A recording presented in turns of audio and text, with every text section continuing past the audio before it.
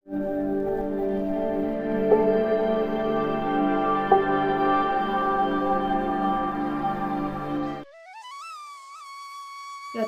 गांव में रमेश अपनी पत्नी शीतल और माँ शारदा के साथ रहा करता था।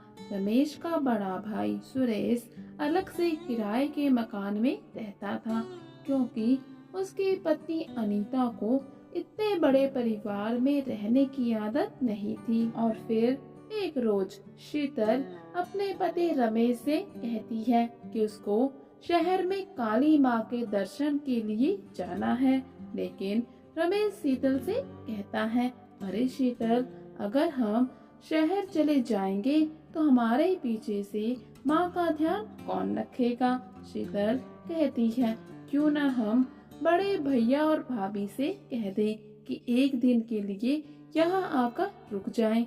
एक दिन के लिए आने को उन्हें भी कोई परेशानी नहीं होगी। और फिर रमेश और शीतल शहर की ओर माँ काली के दर्शन के लिए निकल जाते हैं। लेकिन रमेश और शीतल के जाते ही शारदा जी की तबीयत बहुत ज्यादा खराब हो जाती है। वो अपनी बड़ी बहू को आवाज देकर कहती है, अरे बड़ी बहू, लगता है मेरे पास अब ज्यादा समय नहीं है, इसीलिए तुम रमेश और छोटी बहू को बुला लो। अभी वो ज्यादा दूर नहीं गए होंगे, मुझे दोनों भाइयों को कुछ बताना है। लेकिन शारदा जी की बातें सुनकर बड़ी बहू के मन में लालच आ जाता है। वो समझ जाती है कि बुढ़िया अपने अंतिम समय में जायदाद का बंटवारा करना चाहती है। वो जल्दी से अपने पति सुरेश को बुलाकर ले आती है और शारदा से झूठ कहती है कि रमेश और शीतल तो काफी आगे निकल चुके हैं। आप जो भी जरूरी बात है हम दोनों को बता दीजिए, हम उन्हें बता देंगे। तो फिर शारदा बताती है कि मैंने और तुम्हारे पिताजी ने बहुत सा धन जमा करके रखा है, जिसके बारे में उन्होंने मुझे तुम दोनों भाइयों को बताने से मना किया था, ताकि तुम दोनों मेहनती बन सको। लेकिन अब ये मेरा अंतिम समय है, इसलिए मैं तुम्हें बताती हूँ कि हमने घर में बहुत सारा धन छुपा कर रखा है और मैं चाहती हूँ कि वो धन तुम दोनों भाई आपस में बराबर बराबर बांट लो। इतना कहते ही शारदा की मृत्यु हो जाती है। लेकिन मरने से पहले शारदा ये नहीं बता पाती कि पूरे घर में उसने धन को छुपाकर कहाँ पर रखा है। और फिर अनीता अपने पति से कहती है, धन तो घर में ही है, पूरे घर में मैं धन को ढूंढ ही लूंगी, लेकिन ये बात तुम अपने छोटे भाई को मत बताना। सुरेश अपनी पत्नी से कहता है, लेकिन रमेश के होते हुए तुम धन को घर में कैसे ढूंढोगी, वैसे भी उसे पता तो चल ही जाएगा। तो इसके लिए अनीता कहती है, मेरे पास एक तरकीब है, तुम बस जैसे जैसे मैं कहती हूँ वैसे वैसे करते जाओ, देखना सारा का सारा धन हमारा ही होगा। और फिर शाम होने पर रमेश और शीतल भी घर वापस आ जाते हैं।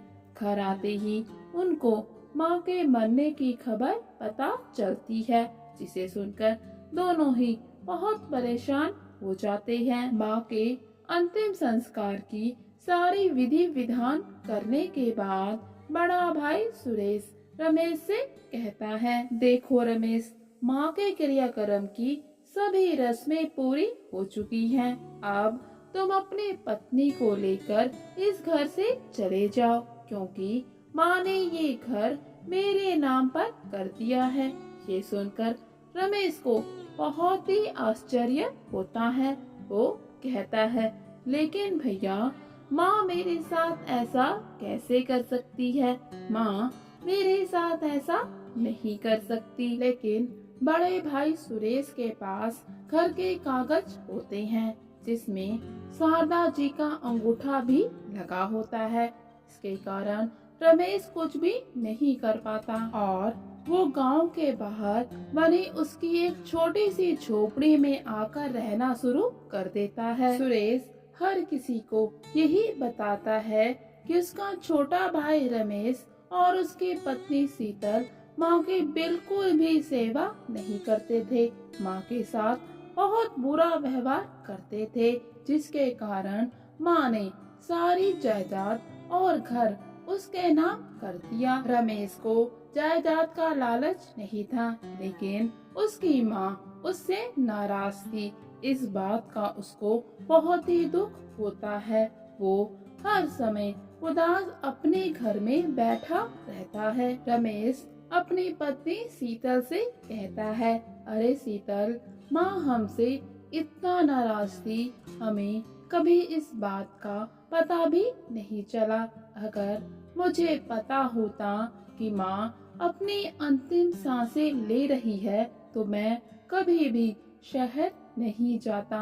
माँ के पास बस सिर्फ माँ के पास ही बैठा रहता। शीतल भी बहुत दुखी होती है, लेकिन दोनों अब कुछ भी नहीं कर सकते। और फिर एक रोज जब शीतल घर की सफाई कर रही होती है तो उसको वहाँ पर 5 सोने चांदी से भरे हुए घड़े मिलते हैं, जिन्हें देखते ही वो अपने पति रमेश को आवाज देती है।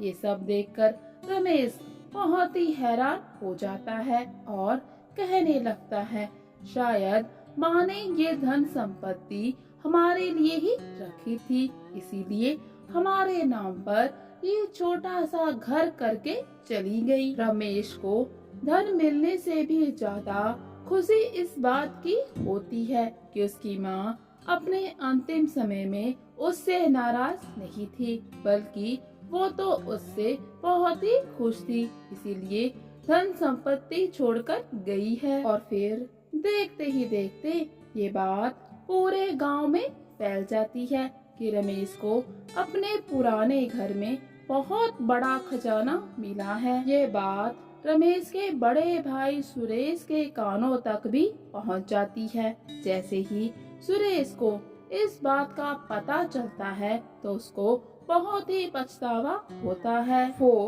जल्दी से रमेश के घर पहुंच जाता है और इतना सारा धन देखकर कहता है, अरे रमेश, ये धन तुम्हें मिल गया, ये धन मेरा है। रमेश अपने बड़े भाई से पूछता है, अरे भैया, क्या आप इस धन के बारे में पहले से ही जानते थे? सुरेश कहता है, ये धन सिर्फ तुम्हारा नहीं है, इस पर मेरा भी अधिकार बनता है। रमेश कहता है, लेकिन भैया, ये झोपड़ी तो माँ ने मेरे नाम पर की थी, ये धन भी यहीं से मिला है, इसीलिए इसका असली हकदार तो मैं ही हूँ। मूर्ख सुरेश धन पाने की लालच में सारी की सारी सच्चाई उगल देता है कि कैसे माँ के मरने के बाद उसने जायदाद के झूठे कागज बनाकर मरी हुई माँ के अंगूठे का निशान ले लिया, क्योंकि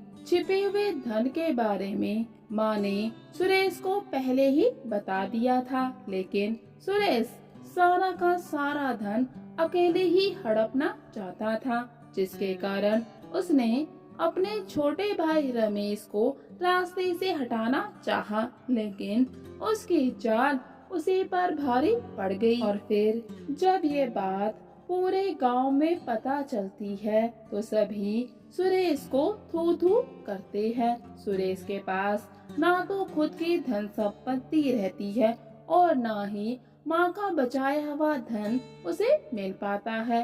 धोखाधड़ी के केस में वो जेल के अंदर चला जाता है। तो कुछ इस तरह से बड़े भाई को उसके लालच की